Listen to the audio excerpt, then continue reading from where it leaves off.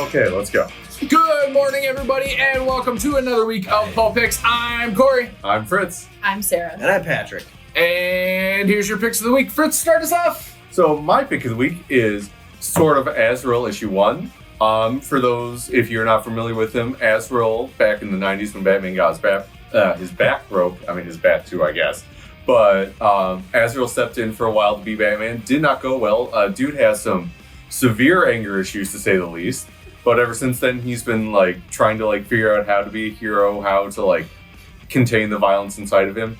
He's also his entire character is very much tied up in his faith, as he was raised by a super militant religious order. So he's got to deal with all that. And this issue here has him dealing with his sanity, dealing with there's maybe more of that order out there than he thought, and just kind of a lot of crazy stuff is happening when he's just trying to I just don't want to be doing this stuff anymore. Why can't I live a peaceful life? And finding out, yeah, just because you want this doesn't mean you get it. But I don't know. Kind of like lasagna. That's not going to make any sense to the viewer. But speaking of lasagna, he does have a cool red and gold costume. But good, nice, well done. Anyway, but no, it's I don't know. It's very cool to see him grappling with his faith and his conviction, and it's an issue 1, so you can kind of hop in with this. But if you want, there's also a collected one-shot of his previous story by the same creative team from the Batman Urban Legends comic that kind of helps set this up, kind of gets you to see why he doesn't want to be Azrael anymore. And you don't need to read it to understand what's going on in issue 1, but if you do, it definitely helps it. So check them both out. And is this happening in current continuity? Yeah, because it also references him showing up in the Arkham City comic that they did recently, which I think was also by the same writer. He made a brief appearance in Catwoman recently too, right? Yep. Because there's that other zealot that was hunting Catwoman. Yep, yeah, he showed up there. Somehow. They also talk about his time in Justice League Odyssey, where he's off in space doing space stuff, because everyone goes to space at some point in comics. Eventually. Yeah, it's just a thing. But no, it's really good. I love the art. There's a nice scene where he's basically falling through his memories. That's really cool. But no, good stuff. Really enjoy it. Over to you, Sarah. Thanks, Fritz. So this week I picked Batman 126. Zdarsky and Jimenez just continue to be an awesome team together on this book. Again, we all know I'm a Batman nerd. For those of you who don't know me as well, my dad collected Batman toys when I was growing up. He's got what he calls the Batcave, and it is literally wall to, ceiling to floor, wall to wall, covered in Batman stuff. And so I just like this character a lot. And this is an awesome story. It's a continuation from 125, which was the new launch of the new creative team for the story. What I like about it is, Bruce is battling with a lot of mental concerns in bringing in these young people. This is not necessarily a new story, but it's a new telling of, things that we've heard before.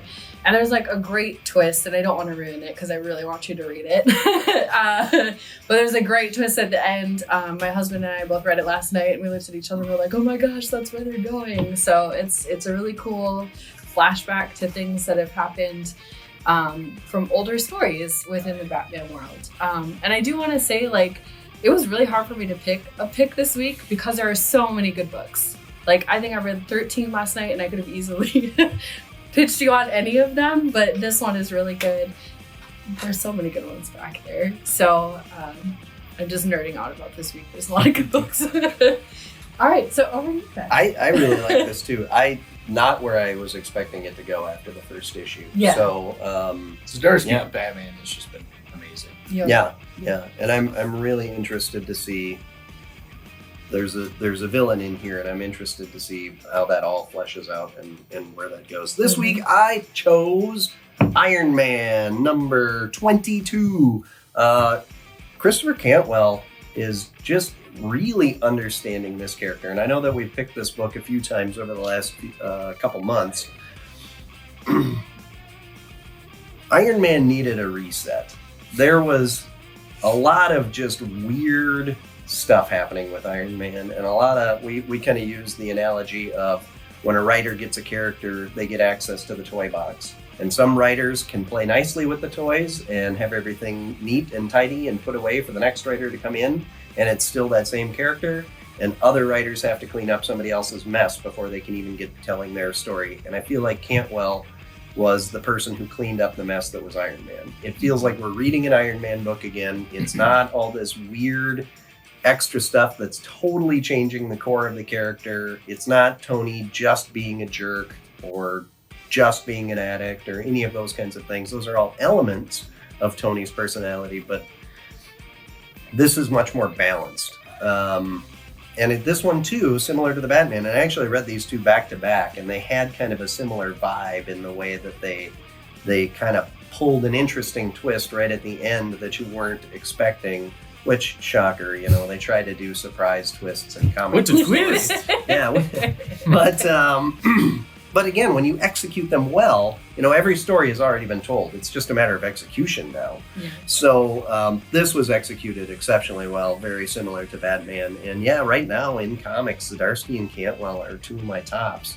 I don't plan on getting either of them tattooed on me or anything, because I know that all creators are capable of very good stuff and can let you down, Jason Aaron. But we'll edit that out later. Don't worry, Jason Aaron will never see this. There's just going to be like a weird blank spot in the video. Yeah, totally. By the way, don't let him lie to you. He totally has Christopher Cantwell tattooed on his back. You'll never see it. But There's this a was big really heart good. around it. And same kind of thing. A lot of throwback kind of things, proving that he knows who the character is and knows the history of the character. But ultimately, it was just a really fun story. And the end of this one leaves you wanting more. And even if you haven't read any of the Iron Man, this is a great jumping on point, because you won't understand exactly everything that's happening in this book. But what happens at the end of it is the big setup for the continuing story arc. So that's all that you really need going forward. So, Corey, what you got? All right. So I picked Golden Rage. This book is very interesting. It's like Golden Girls mixed with the Warriors and Soylent Green. And Logan's Run. Yeah, as you told me earlier, because I mixed up my 70s sci-fi movies. Like a rube.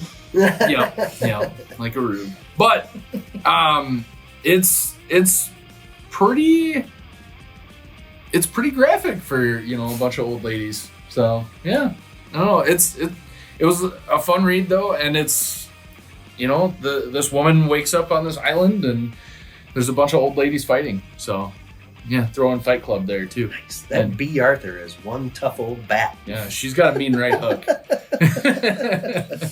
But there, it's a lot of fun, and Chrissy Williams is a fantastic writer. So, check it out. And it has a Golden Girls quote right on the back. Oh, Yeah. that's So, fun. yeah. Golden Girls Fight Club. No, I will not have a nice day. I that was not on my radar up until now. But you say Oh, Golden Girls Fight Club, Yeah, and I'm it's good. down. Yeah, It's really good. It's awesome. You've sold me. Well, luckily, we will all have a nice day because it's New Comic Book Day. So make sure you stop in at 11 a.m. or any other time today, because we'll be here. Most of us will be here all day. And tell us your picks. And remember to follow us on social media: Facebook, Instagram, Twitter at PulpCG. And we'll see you then, guys.